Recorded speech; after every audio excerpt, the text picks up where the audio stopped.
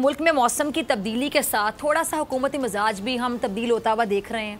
वज़ीर-ए-आज़म इमरान खान साहब जो 2 साल से कानून और इंसाफ की बालादस्ती और इदारों के एहतराम के बयानिए पर कायम थे, अब परेशान दिखाई दे रहे हैं। और क्यों ना हो, जिसने अवाम के दुख दर्द को अपना समझा और एक तवील 22 साल सियासी जिदोजहद के बाद, इतनी लंबी जिदोजहद 22 साल कम नहीं होते, इसके बाद अवाम की किस्मत बदलने का चैलेंज कबूल किया हो, वो अवाम को मायूस नहीं देख सकता। और अवाम को भी बहुत सी एक्सपेक्टेशंस हैं प्राइम मिनिस्टर से। अब यही वजह है कि नवाज शरीफ को वापस मुल्क लाने का ऐलान खुद वज़ीर आज़म को करना पड़ा। अच्छा नाज़रीन, इंसाफ और एहतसाब ये 2 नारे PTI के मंशूर में सबसे अहम थे। या यूँ कह लें कि अवाम ने तहरीक इंसाफ को वोट ही इसलिए दिया कि एक तो लुटेरों का एहतसाब और दूसरा इंसाफ का निज़ाम आए पाकिस्तान में। अब ऐसे में मुल्की ख़जाना चोरी करने वाले लंदन में जा बैठे हैं और जो मुल्क में हैं वो तिब्बी बुनियादों पर ज़मानतों पर आज़ाद हों, तो फिर अवाम में मायूसी का फैलना मेरे ख्याल से फितरी सी बात है। अब वज़ीर-ए-आज़म नैब की परफॉर्मेंस या कारकर्दगी से मुतमईन दिखाई नहीं देते हैं, लेकिन इदारे पर दबाव डालना भी इमरान खान साहब के उसूलों के ख़िलाफ़ है। तो ऐसी सिचुएशन में, ऐसी सूरत हाल में वज़ीर-ए-आज़म ने मुतबादिल प्लान पर काम शुरू कर दिया। अब ये प्लान है क्या, इस हवाले से जानेंगे सदीक जान से। सदीक, आपकी तरफ आ रही हूँ। सदीक, यानी चलिए ये बात तो वाज़ेह हो गई कि प्राइम मिनिस्टर साहब भी नैब की परफॉर्मेंस से या कारकर्दगी से मुतमईन नहीं हैं, यानी मायूस हैं। अब जो मुतबादिल ऑप्शंस हैं वो क्या हैं?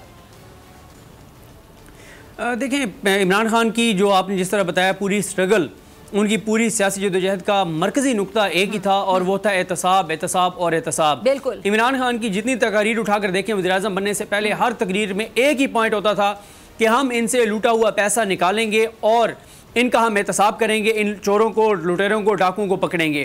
अब हुआ ये कि जब इमरान खान इक़्तिदार में आए तो एहतसाब करना था नैब के इदारे ने, गिरफ्तारियां करनी थी नैब के इदारे ने। नैब ने जब केसेस बनाए, कुछ केसेस में बनते हुए इतने फ्लॉज थे कि वो केसेस आगे जब अदालतों में गए तो वहां से सुबकी का सामना करना पड़ा। कुछ केसेस में ताखीर इतनी ज्यादा हो गई रेफरेंस दायर करने में कि मुल्जमान ने उसका फायदा उठाया, उसको प्रोपिगेट किया कि देखें जी हमारे खिलाफ अभी तक रेफरेंस दायर नहीं हो रहा। कुछ जो हैं वो अदालतों में तारीखें नहीं लगती, एहतसाब अदालतों में केसेस बहुत ज्यादा हैं, कुछ उसकी नजर हो गए। कुछ जो है हमने देखा कुछ केसेस में हमें नैब की कैपेसिटी का इशू नजर आया कि उनकी कैपेसिटी वो नहीं थी जो होनी चाहिए थी। इस तरह के बहुत सारे आप जितने भी पहलू हैं उन तमाम को मिला लें तो नतीजा एक ही निकला और वो था मायूसी और मायूसी। लोगों के अंदर भी फ्रस्ट्रेशन थी, लोगों के अंदर ये फ्रस्ट्रेशन थी कि इमरान खान साहब आप तो कहते थे कि मैं आऊंगा तो एहतसाब करूंगा। हालत ये है कि जिसको यहाँ पर गिरफ्तार किया जाता है 3 माह बाद, 6 माह बाद, साल बाद वो जमानत पर रिहा होता है, बाहर निकलता है, विक्ट्री का निशान बनाता है, फूलों की पत्तियां उस पर निछावर की जाती हैं और वो कहता है देखो जी मुझे 1 साल जेल में रखा है, मेरे से कुछ भी बरामद नहीं हुआ। भाई बरामद तो तब होगा जब केस आगे चलेगा, जब चीजें साबित होंगी। और ये भी ऐसा भी नहीं है कि किसी के ऊपर झूठा केस बनाया गया हो।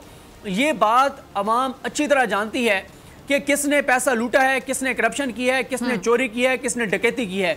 लेकिन इन चोरों, इन डाकुओं, इन डकैतों के ऊपर केसेस जो साबित करने हैं, जो इनके खिलाफ शवाहिद सामने लाने हैं, उन शवाहिद को जो साबित करना है वो तो करना है नैब के इदारे ने। बिल्कुल। नैब के इदारे पर अब इमरान खान साहब ने कल अपने एक इंटरव्यू में जब ये कहा, वो कहते हैं क्योंकि नैब मेरे अंडर नहीं है, अदालतें मेरे अंडर नहीं है, तो अब मुतबादिल प्लान लाया जा रहा है।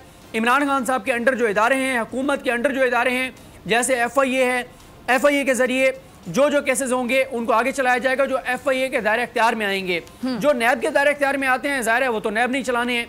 अब उसके ऊपर मसला ये है कि आपने देखा कि पिछले 1.5-2 बरसों में जितने लोग गिरफ्तार हुए आज सारे के सारे जमानतों पर रिहा हैं। शहबाज शरीफ अब एक और केस में गिरफ्तार हुए, पहले केस में गिरफ्तार हुए, उसमें जमानत मिल गई। और इससे अवाम में कितनी मायूसी फैलती है, आप देखें सिस्टम पे कितने सवाल उठते हैं सदीक। बिल्कुल, यही तो मैं कह रहा हूं ना कि जब आप किसी को 1 साल तक हिरासत में रखते हैं और केस आगे नहीं बढ़ता। अब नैब का मौकफ ये है कि हम जब रेफरेंस दायर कर देते हैं तो दायर होने के बाद नैब कोर्ट जाने और उसका काम जाने। नैब कोर्ट में केसेस बहुत ज्यादा हैं। वो जो अदालतें 120 बनाने का सुप्रीम कोर्ट ने हुक्म दिया था, उस हवाले से 30 अदालतों के ऊपर तो अब काम काफी तेज से जारी है कि 30 अदालतें बनेंगी और केसेस तेज से चलेंगे। लेकिन इमरान खान साहब का जो ये ऐलान था कि अब हम मुतबादिल, नैब के मुतबादिल जो इदारे हैं, जहाँ जहाँ केसेस चल सकते हैं वहाँ चलाएंगे, इसको हम कह सकते हैं कि एक तरह से इमरान खान साहब ने नैब के इदारे पर अदम एतमाद का इज़हार कर दिया है।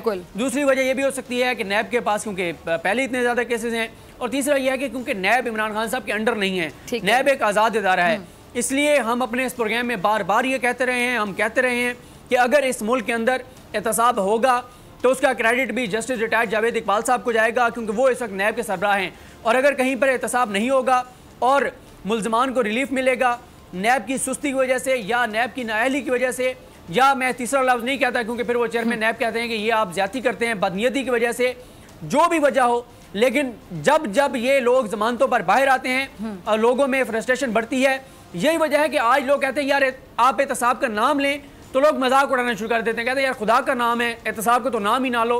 इस मुल्क के अंदर, इस निज़ाम के अंदर एहतसाब नहीं हो सकता। मेरा ख्याल है अभी भी वक्त है, chairman NAB justice retired Javed Iqbal साहब की जिम्मेदारी है कि जो बड़े बड़े केसेस हैं जिसमें लोग जमानतों पर रिहा हो गए हैं, वहां भी उनको चाहिए कि आप ट्रायल उनका तेजी से आगे चलाएं। बिल्कुल, अभी भी वक्त है, बिल्कुल इनको ये चाहिए, लेकिन प्रोग्राम का वक्त सदी खत्म हो गया। बहुत शुक्रिया आपकी बड़ी खबर के लिए, आपके तज्जिए के लिए।